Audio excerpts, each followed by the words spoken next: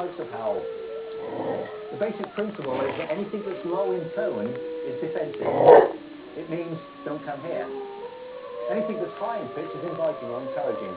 Things like rallying calls or locating howls are all very high in pitch. So the defensive howl, which is the one we've just done, very low through each social order, and it means stay away from us, stay away from our food.